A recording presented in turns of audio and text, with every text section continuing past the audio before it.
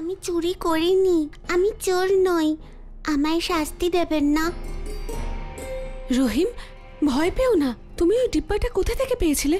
কে ছিল ওখানে? কে তাতে ধুতরার রস মেশাচ্ছিল বলে দাও।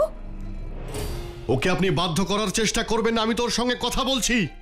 রহিম, তুমি কি ওই ডিব্বাটা নিয়েছিলে? আমি চুরি করিনি। আমি ছোট আম্মির সাথে কথা বলবো না। ছোট আম্মি ভালো নয়, ছোট আম্মি ভালো নয়। রহিম, তাহলে এই ছিল আপনার সাক্ষী? আমি সত্যি বলছি শাহেনশাহ। সত্যি তো এটাই যোধা বেগম, যে একটা 4 বছরের শিশুকে আপনি বাধ্য করছিলেন মিথ্যে সাক্ষী দিতে।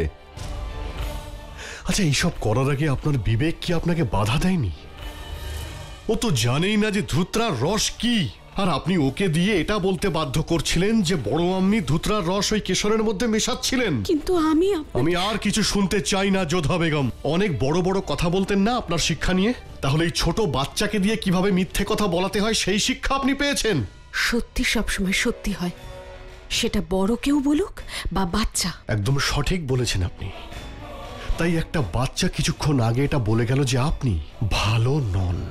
ও বাচ্চা, ও ভয় পেয়েছিল যে আপনি ওকে ডিব্বা চুরির জন্য যদি শাস্তি দেন, সেই ভয়ের জন্যই ও এখান থেকে পালিয়ে গেল। ও এখান থেকে পালিয়েছে মিথ্যে কথা বলতে পারবে না বলে। আর আমার ধৈর্য হারানোর আগে আপনি এখান থেকে চলে যান। আর এরপর থেকে কোনো প্রমাণ বা সাক্ষী ছাড়া আমার কাছে কোনো অভিযোগ করবেন না। আপনি যান এখান থেকে। ভুলটা আমারই। আমি এমন একজন ব্যক্তিকে আলো দেখানোর চেষ্টা করছি যে অন্ধবিশ্বাসের অন্ধকারে নিজেকে ডুবিয়ে রেখেছে। সত্যি জানার জন্য নিজেকে সব সম্পর্ক আর মোহ থেকে ঊর্ধ্বে রাখতে হয় শাহেনশাহ। যতক্ষণ না আপনি তা করছেন ততক্ষণ আপনি সত্যি জানতে পারবেন না। আমি তো আপনাকে বললাম এখান থেকে চলে যেতে।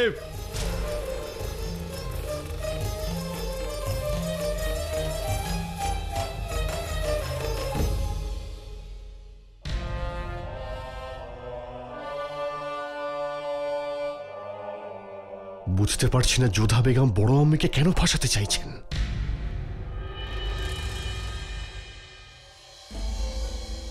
সময় আমার অনুকূলে নেই মতি, আর কোনো উপায় নেই। কিন্তু যোধা, রহিম তোমাকে যখন সত্যিটা বলতে পারলো, তাহলে শাহেনশাহর সামনে কেন কিছু বলল না? রহিম এখনো খুব ছোট মতি। শাহেনশাহ রাগ থেকে ভয় পেয়ে গেছে। ও হয়তো ভাবলো শাহেনশাহ ওকে শাস্তি দেবে, তাই কিছু বলতে পারেনি। ওই একমাত্র সাক্ষী ছিল আমার। এবার কি করবে? আর কি করব? আমি হার মানব না, চেষ্টা চালিয়েই যাব। আমি বিশ্বাস করি যে ভগবান আমাকে কোনো না কোনো পথ নিশ্চয়ই দেখাবেন। মায়ের প্রসাদ গ্রহণ করুন যোধা বেগম।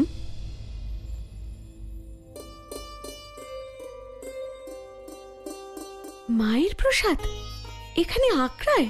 হ্যাঁ, মহলের থেকে খানিক দূরে একটা বাজার আছে, সেখানেই মায়ের মন্দির আছে, সেখান থেকেই এনেছি।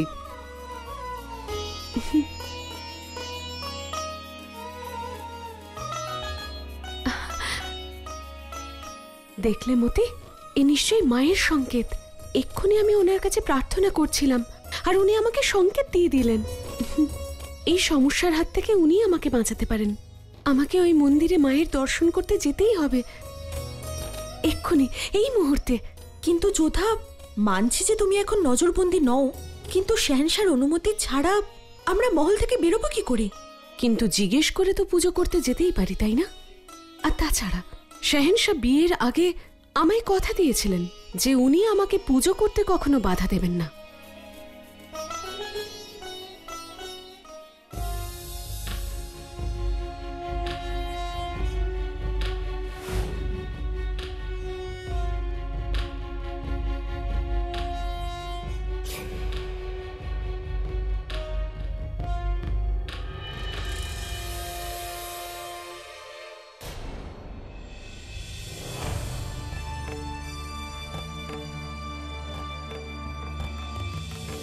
কুমার প্রতাপ, আপনি এখানে? আর আমার পথ আটকাবার কারণ? কারণ দেশদ্রোহী এবং বিশ্বাসঘাতক সর্বদাই নিজেদের পথে প্রতাপকে দেখতে পাবে। আমি আগেই বলেছি যে আমি বিশ্বাসঘাতক নই। লজ্জা লাগছে আমার এটা ভেবে যে আপনাদের রাজবংশের সঙ্গে আমার কোনোদিন সম্পর্ক ছিল। যদি এই তলোয়ারটাকে ভারী লাগে আপনার, বোঝা বলে মনে হয়, মাটিতে নামিয়ে রাখুন। বীরত্বের এই চিহ্নটাকে কেন কলঙ্কিত করছেন? সাবধান প্রতাপ। কুমার প্রতাপ বলুন। মুঘলদের সঙ্গে থাকতে থাকতে আপনি সম্মান দিতেও ভুলে গেছেন দেখছি। মুখে বলছেন বিশ্বাসঘাতক নই, নিজের মেয়ের বিয়ের সম্বন্ধে সংবাদ দিতে আগ্রা গিয়েছিলেন আপনি, আর মুঘলদের হাতেই নিজের হবু জামাইকে হত্যা করালেন। এবার কি করবেন? আপনার মেয়ে সুকন্যার সম্বন্ধ কি আবার মুঘলদের সঙ্গেই করবেন? সাবধান প্রতাপ, এটা আমাদের নিজেদের ব্যাপার। আমি আগেই বলেছি এটা আপনার একান্ত ব্যক্তিগত ব্যাপার নয়। আপনার ভীরুতার কারণে আমাদের রাজবংশীদের নাম কলঙ্কিত হয়েছে। বহু রাজবংশ আপনাদের সঙ্গে সম্বন্ধ ভেঙে দিয়েছে, ধিক্কার দিচ্ছে শুধুমাত্র আপনার ভীরুতার কারণে এবং আমার অনুরোধের জন্যও। কারণ আমি চাই না যে আপনার এই ভীরুতার কারণে কোনো রাজবংশের গায়ে কলঙ্ক লাগুক। সুজানপুরের রাজা চেয়েছিল আপনার ভার হালকা করতে মহারাজ ভারমল নিজের পুত্র রতন সিং এর সঙ্গে আপনার কন্যার বিবাহের সম্বন্ধে স্বীকৃতি দিয়ে তাকেও হত্যা করিয়ে দিলেন।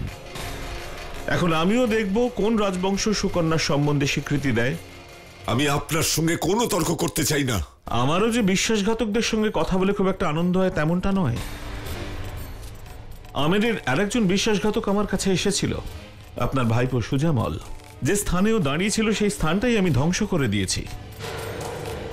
আমি শুধু আপনাকে সাবধান করে দিচ্ছি, যেই মুঘলদের সঙ্গে মিত্রতা করতে চেষ্টা করবে, প্রতাপ সর্বদাই তার শত্রু হয়ে দাঁড়াবে। অবশ্য আপনি তো আপনার কন্যার শত্রুও বটে।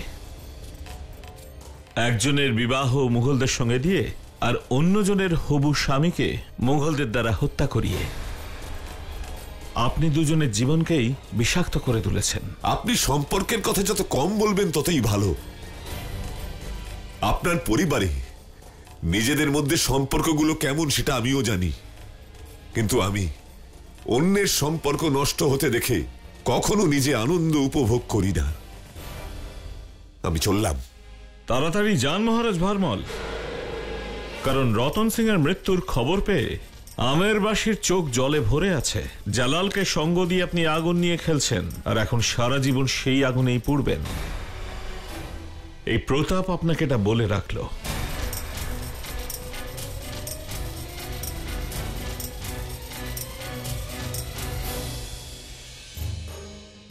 এটা যে বানিয়েছে সেই কারিগর কোথায় থাকে রোকেয়া?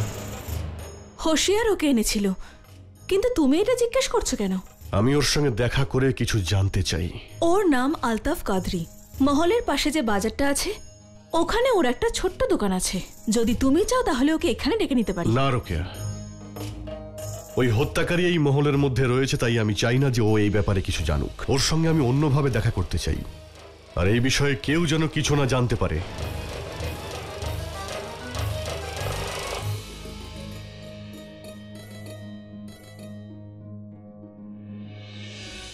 আমি জান, এই মহলে খুব অশান্তি ছড়িয়ে পড়েছে, তাই শান্তি প্রার্থনার জন্য আমি অম্বা মায়ের মন্দিরে যেতে চাই। খুব পবিত্র ইচ্ছা তোমার যোধা, কিন্তু আমি অনুমতি ছাড়া যেতে চাই না। এদিকে শাহেনশাহ মহলে নেই, আপনার কি অনুমতি আছে? প্রার্থনার জন্য অনুমতি নেওয়ার প্রয়োজন নেই যোধা। আর তুমি তো ভালোর জন্যই যাচ্ছ। আমার মনে হয় না এই কাজে তোমায় জালাল বাধা দিত।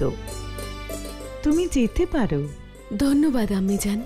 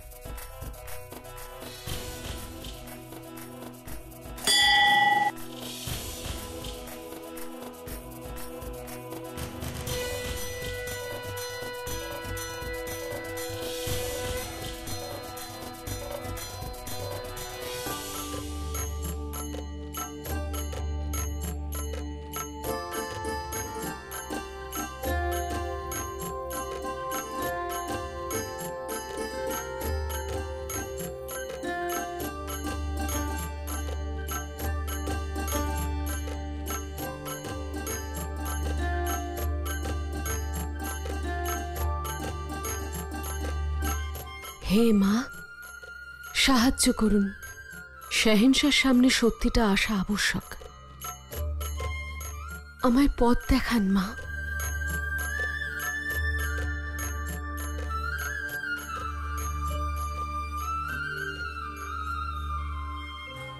আল্লাহর নামে আমাকে কিছু দান করুন। যিনি গরিবের এই ঝুলিতে দান করবেন, আল্লাহ তার জীবন আনন্দে ভরিয়ে দেবেন। যে অসহায়কে সহায়তা করবেন, আল্লাহ ওনার উপর দয়া করবেন। যিনি অভুক্তকে কিছু দেবেন, উপরওয়ালা তাকে সুখে আর শান্তিতে ভরিয়ে দেবেন। আল্লাহর নামে কিছু দান করুন।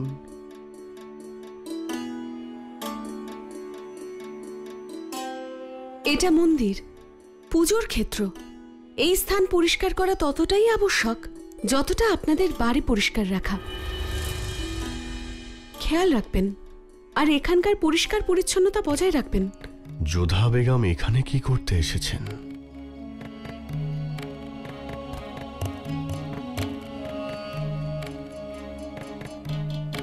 আরে শাহেনশা যখন তাকেই ছাড়েননি যাকে বিয়ে করেছেন, তার সামনে আমরা কি? তুমি ঠিকই বলেছ। না হলে নিজের স্ত্রীকে কেই বা এইভাবে বন্দি করে বলো তো? শুনেছিলাম রানী যোধাকে পুজো করার অনুমতি দিয়েছিলেন শাহেনশা। আসলে কি জানো তো, ওনারা মুখে একরকম মনে একরকম। যদি এতই সহনশীলতা, তাহলে যোধা রানীর ওপর মিথ্যে অভিযোগ কেন বিশ্বাস করছেন? এ কেমন কথা বলছেন আপনি? উনি শাহেনশাহ, আপনাদের রাজা। আপনাদের সবার সুরক্ষার দায়িত্ব নিয়েছেন উনি, আর আপনারা ওনার সম্বন্ধে এরকম কি করে বলতে পারেন? আপনি জানেন না কত নিষ্ঠুর শাহেনশা। আরে ওনার থেকে বেশি আর কে জানবে? উনি স্বয়ং যোধা রানী। প্রণাম মহারানী। প্রণাম। আপনাদের যেমন পরিবার আছে তেমন আমাদেরও পরিবার আছে, আর পরিবারের সদস্যদের মধ্যে মনোমালিন্য তো হতেই পারে। এটা খুবই ব্যক্তিগত বিষয়। যদি বাইরের লোক আপনাদের পরিবারের বিষয়ে বানিয়ে বানিয়ে কথা বলেন, তাহলে আপনাদের কেমন লাগবে? রাজা রানীরাও মানুষ, তাদের মধ্যে যাই হোক না কেন, প্রজাদের সে বিষয়ে কথা বলা উচিত নয়। আপনারা প্রজা, রাজা পিতার সমান, আর পিতার সম্বন্ধে আপনাদের এরকম কথা বলা শোভা পায় না। আমাদের ক্ষমা করে দিন মহারানী, ভুল হয়ে গেছে।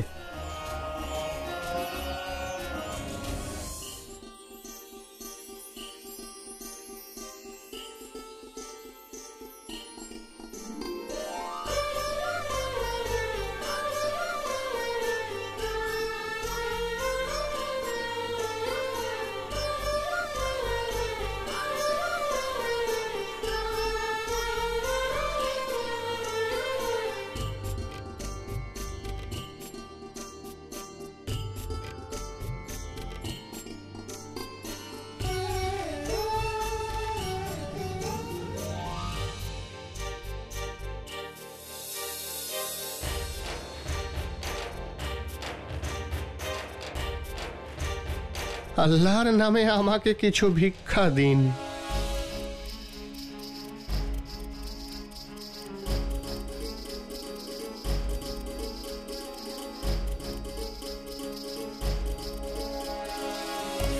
যিনি গোটা সাম্রাজ্যের অন্নদাতা, তাকে আমি কি ভিক্ষা দেব? একবার আমিরে আপনাকে চিনতে পারিনি, কিন্তু এখন আপনি আমাকে ভ্রমিত করতে পারবেন না। যিনি গোটা সাম্রাজ্যের অন্নদাতা, তাকে আমি কি ভিক্ষা দেব? একবার আমিরে আপনাকে চিনতে পারিনি, কিন্তু এখন আপনি আমাকে ভ্রমিত করতে পারবেন না। তাহলে আপনি আমাকে চিনতে পেরেছেন? আপনি হাতে যেটা পরে আছেন, বিয়ের সময় এটা আমার পিতা আপনাকে দিয়েছিলেন।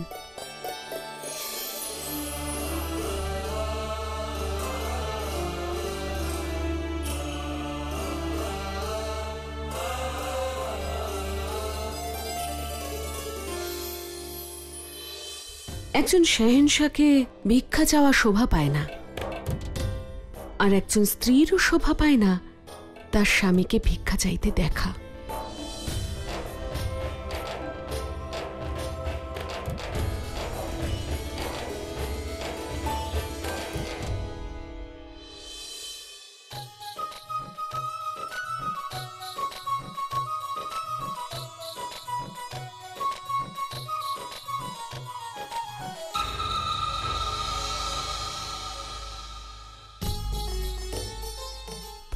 আল্লাহর নামে আমাকে কিছু দান করো, খুব ভালো হবে তোমার। আমার এটার কোনো প্রয়োজন নেই। প্রথমবার এমন ফকির দেখলাম যিনি অর্থ চান না। কি চাই বাবা আপনার? শুনেছি তুমি খুব ভালো কারিগর, খুব ভালো ডিব্বা তৈরি করো।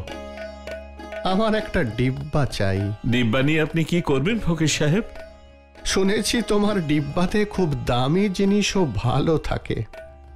আমারও একটা ডিব্বা চাই, একদম এই রকম।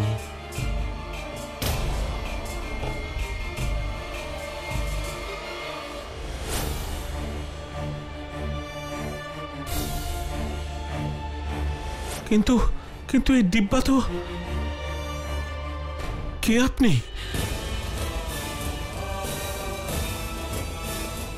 তিনি যার সন্তানকে হত্যা করা হয়েছিল এই ডিব্বার মধ্যে থাকা ধুতরার রস দিয়ে। মাফ করবেন শাহেনশাহ, আমি আপনাকে চিনতে পারিনি। আমাকে ডেকে পাঠালেই তো হতো, আমি চলে যেতাম। কষ্ট করে কেন এলেন শাহেনশাহ? যাতে তোমার কষ্ট না হয়।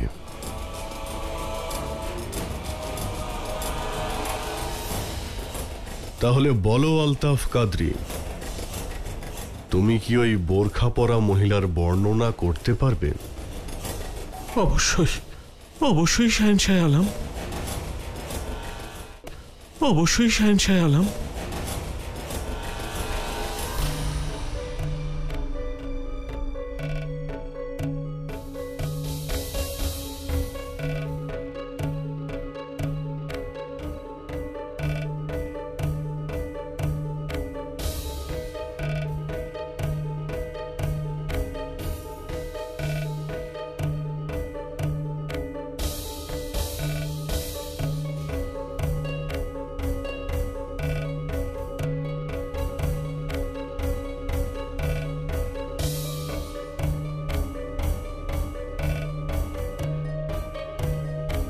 এই দেখুন শাহেনশাহ, উনি যেরকম বলেছেন সেই অনুযায়ী আমি ছবি এঁকেছি।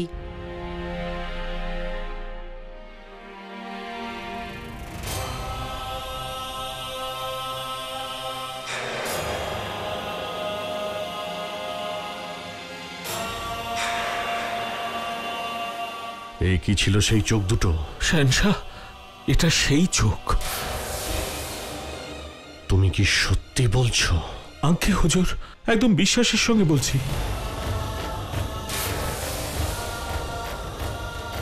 হে খোদা, হে আমি কি দেখলাম? এ তো বড় আম্মের চোখ। যে বেগম রোকেয়ার কেশরে ধুতুরা রস মিশিয়েছিল, সে অপরাধী আপনার সামনে হাজির।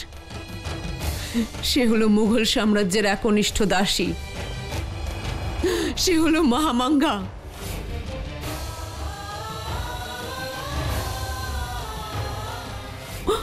আল্লাহর দরবারে যাওয়ার জন্য মক্কা শরীফে পাঠিয়ে দিন। আমি তার সন্তানকে হত্যা করেছি, যাকে আমি নিজের সন্তান মনে করে বড় করেছিলাম। ইয়া আল্লাহ, এই অভিযোগ শোনার চেয়ে তো ভালো আমার শোনার ক্ষমতা যেন চলে যায়। রহিম, ভয় পেও না। তুমি ওই ডিব্বাটা কোথা থেকে পেয়েছিলে বলে দাও।